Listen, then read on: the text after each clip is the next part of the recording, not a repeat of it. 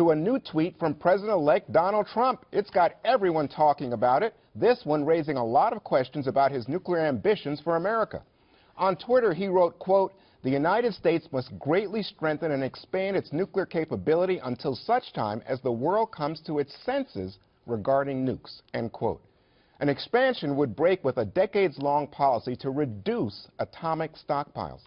Here was incoming Press Secretary Sean Spicer on the subject this morning. Russia, China, and others are talking about expanding their nuclear capability. And his point, which I think a lot of people are leaving off at the end of that tweet, is unless they come to their senses.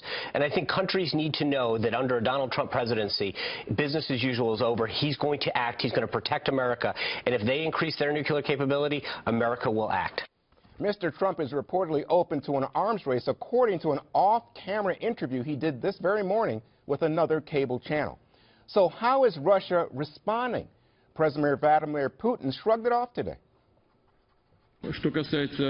Regarding the newly elected President Trump, there is nothing new. He was saying during his campaign about the importance of strengthening the nuclear aspect of the United States, about the strengthening of military forces. There is nothing unusual.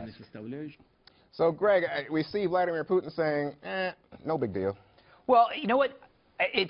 Can I address the whole idea of tweeting?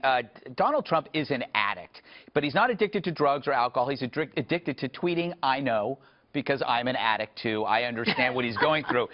People say it's an awesome communication device. Oh, everything.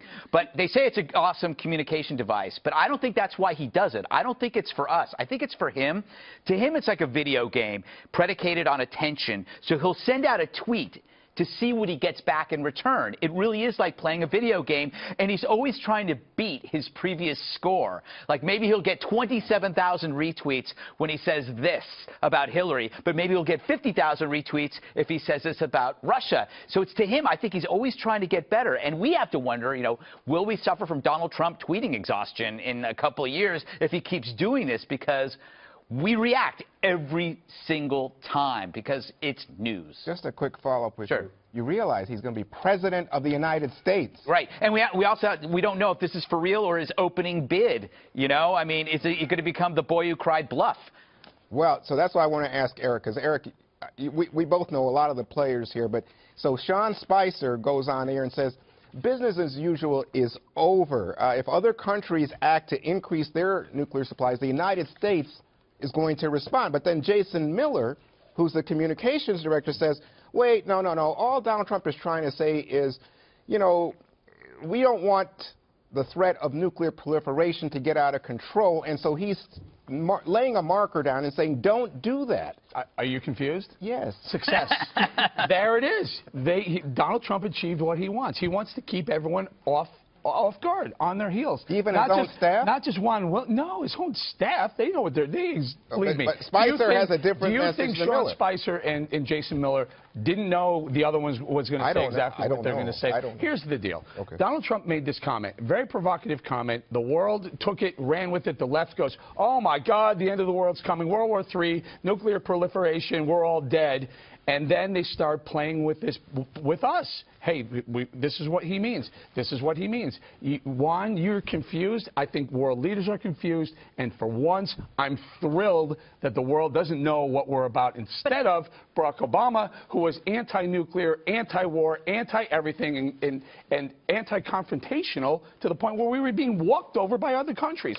I love this idea. But really? I also think, I believe that this is posturing from President-elect Trump, because I think what he's seeing, you know, Russia act more aggressively, Iran act more aggressively, China act more aggressively. Wasn't Russia, Putin was just recently talking about strengthening their nuclear arms. So I think this is him flexing America's muscle and, you know, sort of laying that marker down. We're also going to see a marked departure under President-elect Trump in the foreign policy we saw from President Obama. We already saw that just recently with him taking the call from the president of Taiwan as well. And, like, it wasn't that long ago when Hillary Clinton was the one that was trying to reset relations with Russia, because I know Donald Trump has also been hit recently for the exchange with Vladimir Putin recently.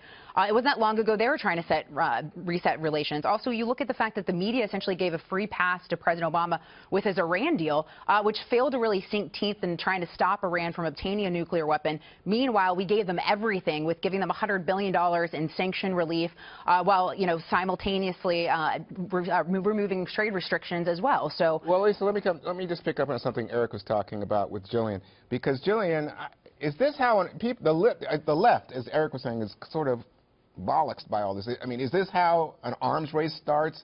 And also, Eric says it's a good thing our enemies are confused.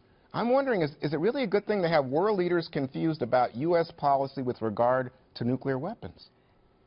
It's not. I actually think it's quite dangerous. I think that there's something to be said for not broadcasting certain types of U.S. foreign policy plans, say battle plans and the like. But I think that one of the major complaints that our allies around the world have had throughout the course of this administration, I don't think you're going to come across anyone who's going to tell you that foreign policy was a strength of the current administration. Part of that reason is that even our closest allies are confused by us, meaning we renege on a lot of commitments that we make around the world.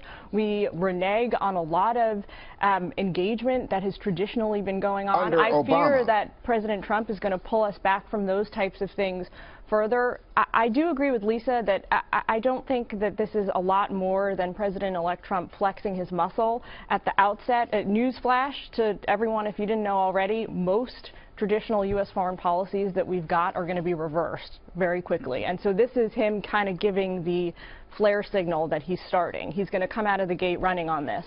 He wants to try and backtrack on a lot of these things as soon as he can, or escalate. So Putin says, you know what, I'm responding to the fact that the U.S. missile defense is now more secure than ever, and I want stronger nukes. And then Trump responds to Putin. Is that what's going on here? Well, it has been a little bit of this escalation, which that's part of their personal dynamic. I don't know that once President Trump is dealing with President Putin as a counterpart, as a foreign head of state, this is going to go down in the same way. Remember, he's got a lot more flexibility and freedom right now because he's not sitting in the Oval Office. What's your concern? What's your concern? We had 3,000 people killed at the World Trade Center. We had a plane fly into the Pentagon. We had another plane that was attempted to probably headed for the White House go down, and we never used a nuclear weapon. We could have. There have been plenty of opportunities, but peace through strength. Ronald Reagan coined the term, and why not tell the world we are going to be the strongest on the planet? I think there's a nostalgia. We're experiencing a nostalgia for a simpler time before jihad, when the big boys had the big toys. And I think that there is one avenue here. We're living in a different time where historically an adversary like Russia we would look askew at now might unite together under the apocalyptic threat of Islam. You know, Putin has a lot of flaws. USSR, before it became Russia, had a lot of flaws. Millions died under Stalin. But Putin's not going to blow up the world. Putin does not adhere to an apocalyptic promise of 72 virgins. So he just wants to live and make Russia as powerful as possible, and there's a flaw in that.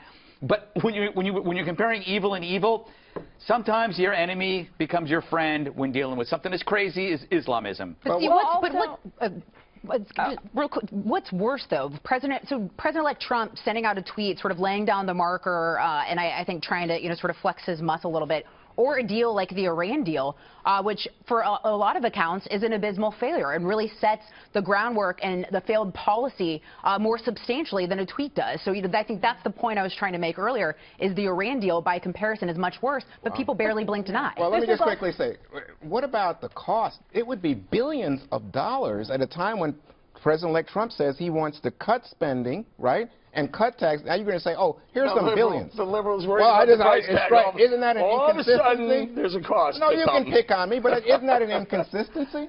No, I think there's nothing inconsistent about Donald Trump. He said we're going to build the strongest military. In fact, he wanted to pull all the sequester clamps that we had on the military spending. He said he wants to re-strengthen all our military. But it's also not the first time he said this on nukes either. Remember, a year ago he was talking about, when he was interviewed, I forget who he was talking to, but they said, would you remove the threat of using a nuclear weapon against our Western European allies? Would you take that option off the table? And he said no.